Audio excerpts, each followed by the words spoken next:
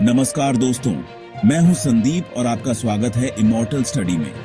आज हम चर्चा करेंगे एक ऐसे विषय पर जो हमारे देश के लोकतंत्र, राजनीति और प्रशासनिक ढांचे को हमेशा के लिए बदल सकता है।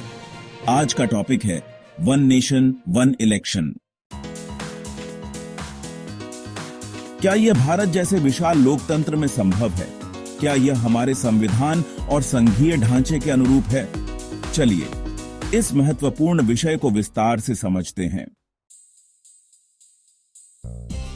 दोस्तों, वन नेशन वन इलेक्शन का मतलब है कि पूरे देश में लोकसभा और सभी विधानसभाओं के चुनाव एक ही समय पर कराए जाएं। इतिहास पर नजर डालें तो 1952 से 1967 तक भारत में लोकसभा और विधानसभा के चुनाव एक साथ ही हुआ करते थे। लेकिन 1967 के बाद कुछ राज्यों की विधानसभाएं समय से पहले भंग हो गईं। इससे यह परंपरा खत्म हो गई और अलग अलग समय पर चुनाव होने लगे। आज हर साल किसी न किसी राज्य में चुनाव होते रहते हैं, जो विकास कार्यों को प्रभावित करते हैं और सरकार पर आर्थिक बोझ डालते हैं। सरकार की पहल और हालिया घटनाक्रम को गौर से देखें तो हाल ही में वन नेशन वन इलेक्शन पर सरकार ने गंभीरता से विचार करना शुरू किया है। 2023 में केंद्र सरकार ने इस मुद्दे पर चर्चा के लिए एक उच्च स्तरीय समिति का गठन किया, जिसकी अध्यक्षता पूर्व राष्ट्रपति रामनाथ कोविंद कर रहे हैं। प्रधानमंत्री नरेंद्र मोदी ने इसे बार बार चुनावों से बचने और संसाधनों के बेहतर उपयोग के लिए जरूरी बताया है। अब सवाल यह उठता है कि वन नेशन वन इलेक्शन का हमारे संविधान से क्या संबंध है? आइए इसे गहराई से समझते हैं। संवैधानिक अनुच्छेद और चुनौतियां। अनुच्छेद 83 और 172 ये अनुच्छेद लोकसभा और राज्य विधानसभाओं के कार्यकाल को 5 साल तक सीमित करते हैं। अगर किसी सरकार का कार्यकाल समय से पहले समाप्त हो जाए तो चुनाव तुरंत कराना होता है। वन नेशन वन इलेक्शन लागू करने के लिए इन अनुच्छेदों में संशोधन करना होगा। अनुच्छेद 324 भारतीय चुनाव आयोग को चुनाव कराने की जिम्मेदारी दी गई है।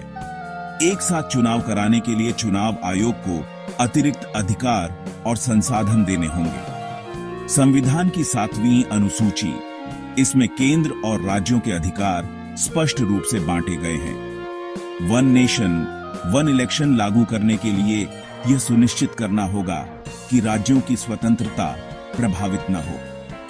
अनुच्छेद 356, अगर किसी राज्य की विधानसभा पहले भंग हो जाए तो वहां राष्ट्रपति शासन लागू करने की संभावना होगी। क्या यह लोकतांत्रिक व्यवस्था के लिए सही होगा? यह एक बड़ा सवाल है। वन नेशन वन इलेक्शन को लागू करने के लिए बड़े संवैधानिक बदलावों की जरूरत है, जैसे कि लोकसभा और विधानसभाओं का कार्यकाल समायोजित करना, चुनाव आयोग के अधिकारों और प्रक्रियाओं में बदलाव, संसद और राज्यों के बीच सहमति बनाना, अनुच्छेद 368 के तहत व्यापक संशोधन, जिसके लिए संसद और 50% राज्यों की विधानसभाओं की सहमति जरूरी है। भारत का संविधान एक संघीय ढांचे पर आधारित है, जिसमें केंद्र और राज्य दोनों स्वतंत्र रूप से काम करते हैं। वन नेशन वन इलेक्शन से यह संघीय संतुलन बिगड़ सकता है, क्योंकि राज्यों को अपने चुनाव की तारीख तय करने का अधिकार नहीं रहेगा। दोस्तों, पहले बात करते हैं कि अगर वन नेशन वन इलेक्शन लागू होता है तो इसके क्या फायदे हो सकते हैं। बार बार चुनाव कराने से देश पर आर्थिक बोझ बढ़ता है। एक साथ चुनाव से इस खर्च को कम किया जा सकता है। बार बार चुनावी आचार संहिता लागू होने से विकास कार्य रुक जाते हैं। इससे बचा जा सकता है। बार बार चुनाव से सरकार पर दबाव रहता है। एक साथ चुनाव से सरकारों को अपने कार्यकाल में स्थिरता मिलेगी। एक साथ चुनाव से प्रशासन, सुरक्षा बलों और चुनाव आयोग के कार्य को सरल बनाया जा सकता है। आइए अब समझते हैं वन नेशन वन इलेक्शन में क्या क्या चुनौतियां आ सकती हैं। लेकिन दोस्तों, हर योजना के साथ चुनौतियां भी आती हैं। वन नेशन वन इलेक्शन के भी कुछ संभावित नुकसान हैं।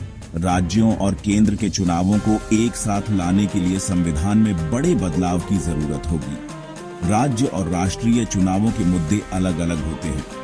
एक साथ चुनाव में क्षेत्रीय मुद्दे दब सकते हैं।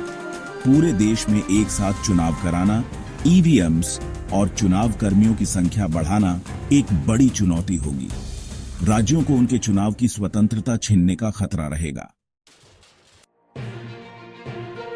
अब बात करते हैं उन देशों की जहां एक साथ चुनाव होते हैं, जैसे स्वीडन और साउथ अफ्रीका में राष्ट्रीय और स्थानीय चुनाव एक ही दिन कराए जाते हैं।